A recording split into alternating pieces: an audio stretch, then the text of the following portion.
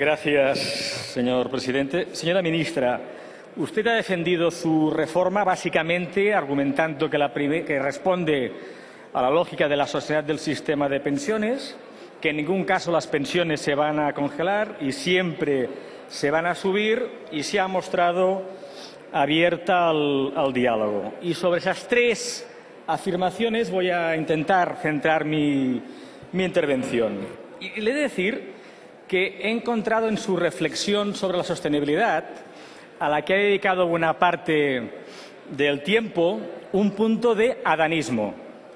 Si alguien hubiese aterrizado en esta Cámara hoy, tendría la sensación que en los últimos 20 años nadie, incluso los gobiernos del Partido Popular, no han dedicado ni un minuto de tiempo a la reforma del sistema de pensiones.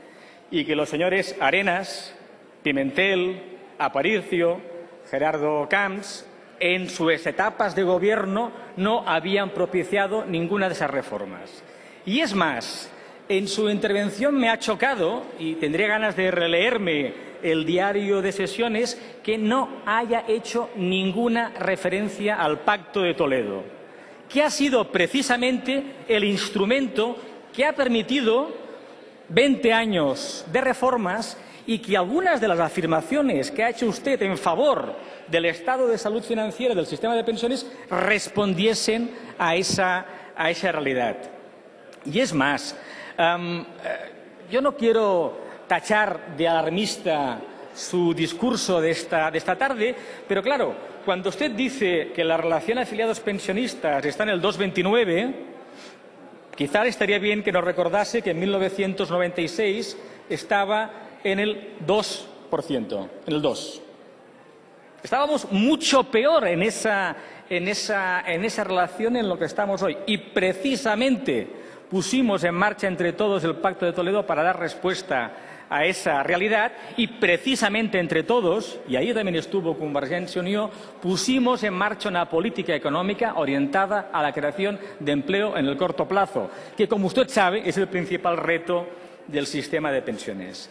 Y si me permite, señora ministra, y sin que se me ofenda en lo personal, ni usted ni ninguno de sus colaboradores que seguramente están siguiendo este debate, pero en materia de sostenibilidad, su equipo, el equipo que dirige el Partido Popular, tiene muy poca autoridad política. Porque hace 2 años, en un debate tremendo, en plena crisis, quizás en uno de los peores momentos de la crisis, y cuando el Estado español decide abordar una reforma precisamente pensada para la sostenibilidad de las pensiones, ustedes no estuvieron allí. No estuvieron allí. No les escuché ese discurso de la responsabilidad, no les escuché ese discurso de la sostenibilidad, no les escuché ese discurso reformista que esta mañana nos ha hecho aquí, no se lo escuché. Ustedes prefirieron buscar el desgaste político a la mayoría que entonces gobernaba en esta Cámara. Y, por tanto, hoy se dirigen a los escaños de Convergència i Unió sin ningún tipo de autoridad. Lo lamento, señora ministra, la verdad. Hubiese preferido que hace un par de años hubiesen participado de una reforma consensuada con los agentes sociales. Al menos hoy, cuando mirasen a los escaños de Convergència i Unió, nos podrían hablar con la misma autoridad que hoy nosotros nos podemos dirigir a usted. Y, señora ministra, ustedes están confundiendo, y su discurso lo ha hecho de manera muy evidente, los problemas a corto plazo del sistema público de pensiones, que se sitúan precisamente en la situación de nuestro mercado de trabajo, con los problemas demográficos que se empiezan a situar a mediados de la próxima década y que nos duran hasta 2050. Y además, ustedes lanzan unos planteamientos en materia de sostenibilidad en el que quizás o no, es discutible, ponen el valor de la eficiencia económica de su lógica, olvidándose absolutamente de los aspectos de equidad y justicia social que son consubstanciales en un sistema público de pensiones, que responde a una lógica que no es exactamente la misma lógica que responden los esquemas privados de protección a la vejez. En su reflexión, la equidad y la justicia social está absolutamente ausente. Y la principal crítica de fondo de la reforma es que es una reforma injusta para los trabajadores que se empiezan a jubilar a partir del 2019 y especialmente injusta para la generación de hombres y mujeres nacidos alrededor de la guerra civil. Esta reforma va a castigar a nuestros padres y a nuestros abuelos, la gente que nació entre los años 20 y los años 40, la gente que pasó la guerra, la gente que pasó la posguerra, la gente que vivió seguramente de las épocas más duras de nuestra sociedad, porque les condena a un periodo largo de pensiones cada vez más bajas. Y, señora ministra, la eficiencia debe de ser poder compatible con la equidad. Esas han sido las reformas que desde 1996 ustedes también impulsaron, como impulsaron anteriores gobiernos. Y, señora ministra, existe una ruta marcada en la Ley 27/2011 para hacer frente a los retos de la sostenibilidad. Una ruta que está en marcha desde 1 de enero de este año. Desde 1 de enero de este año la gente tarda más tiempo en jubilarse. Desde 1 de enero de este año la gente necesita un periodo de cálculo más largo para poder recibir su pensión. Y eso provoca ahorros en el sistema de pensiones.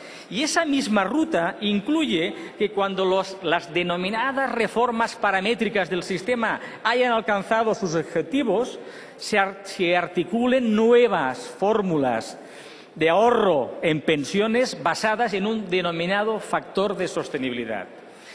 Y, señora ministra, hoy, si ustedes lo que nos llevasen a discusión fuese una propuesta de factor de sostenibilidad acordada con los agentes sociales, como hizo el señor Arenas y el señor Aparicio en 1997, con la reforma que llevó a la consolidación de la separación de fuentes de financiación y posteriormente a la creación del Fondo de Reserva de la Seguridad Social, seguramente nos podríamos entender.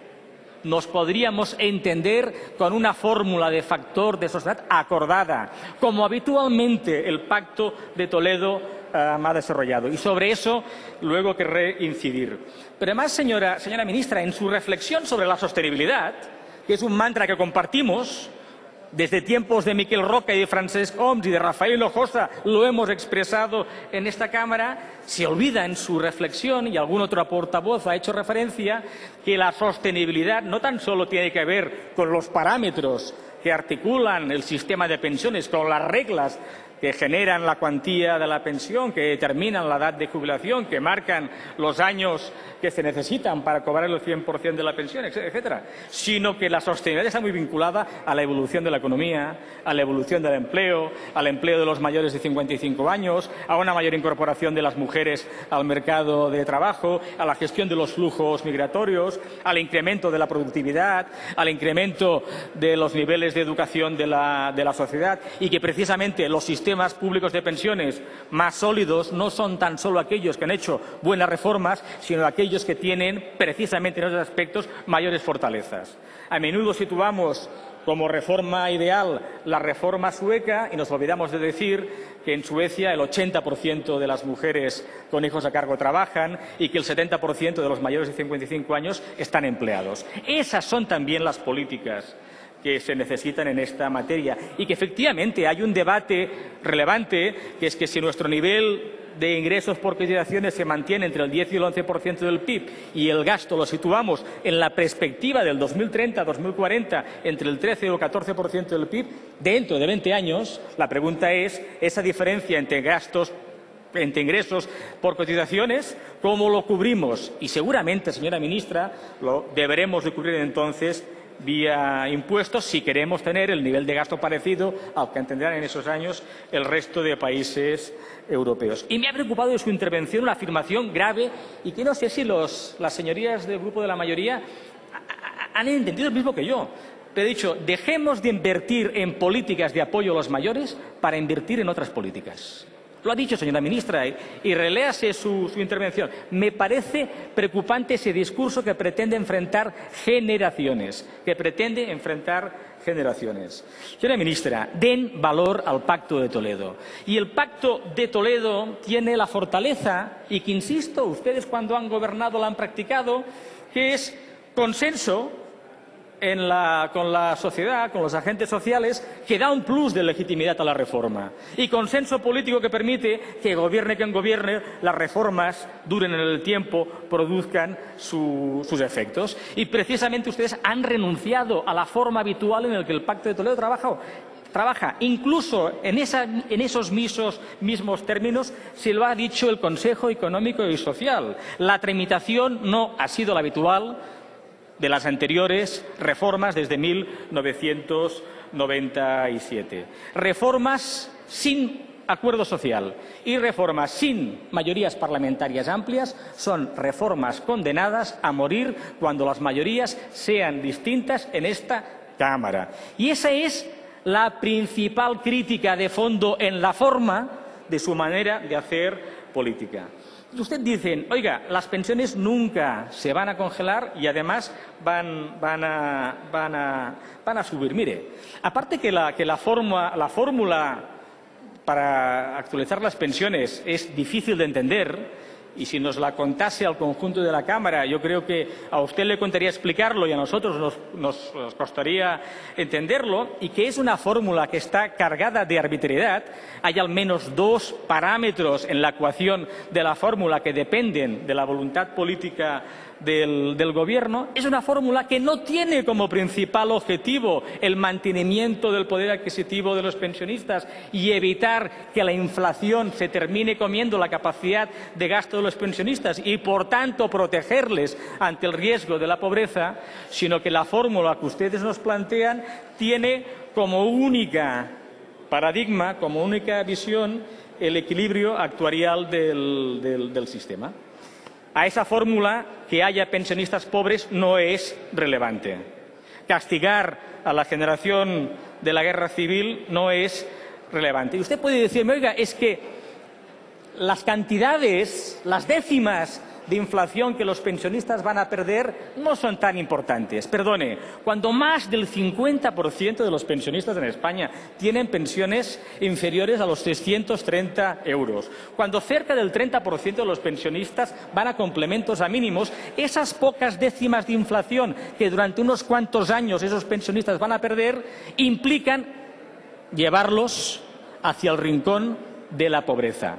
Señora ministra, pregúntese por qué en esta crisis la pobreza para mayores de 65 años ha disminuido. ¿Por qué ha disminuido? Porque el conjunto de la sociedad se ha empobrecido y porque el sistema público de pensiones ha garantizado ingresos estables para un colectivo que en tiempos de crisis no tiene otra alternativa que los recursos de las pensiones. Y nos dice la Unión Europea, nos lo dice la Unión Europea en algunos informes, que para las pensiones bajas y las pensiones medianas, esas pérdidas de poder adquisitivo, esos recortes de 1, de 2, de 3, de 4 euros, son el principal riesgo para evitar el riesgo de pobreza entre los mayores. Y además, señora ministra, y me sorprende que el equipo económico del Gobierno sea tan miope, rebajar las pensiones como se produce en este presupuesto de este año y para los próximos va a bajar más la demanda interna. Cuando cerca del 26% de los hogares en España viven de las pensiones y cuando 1 de cada 10 hogares con un menor de 65 años en ese hogar viven de las pensiones, retraer la capacidad de gasto de estas familias es hundir más la demanda interna. Señora ministra, usted y el señor Álvarez Sostres del Foro ha utilizado una expresión muy adecuada, ¿no? Su vocación al diálogo es pura retórica. Hasta la fecha no hemos conocido ninguna propuesta concreta que permita articular un diálogo que nos permita alcanzar un acuerdo. No la hemos visto absolutamente por ningún lado. Y yo le digo, señora ministra, el acuerdo puede ser posible si todos coincidimos en la idea que el objetivo del mecanismo anual de actualización de las pensiones es el mantenimiento del poder adquisitivo. Si nos ponemos de acuerdo en eso, quizás podamos discutir la fórmula en cuestión. Señora ministra, estas enmiendas a la totalidad que hoy le presentamos toda la oposición pretenden retornar este proyecto de ley y reclamarle al Gobierno que vuelva a la dinámica del Pacto de Toledo, a la dinámica de los acuerdos. Y, señora ministra, hoy ustedes van a estar muy solos en esta Cámara a pesar de la mayoría absoluta, porque no están escuchando a nadie de esta Cámara y a nadie del diálogo social. Es la peor manera de hacer política en materia de pensiones en el pilar de la protección social de nuestros mayores. Gracias, señora ministra. Gracias, señor Campuzano. Por el Grupo Socialista, señora Valencia.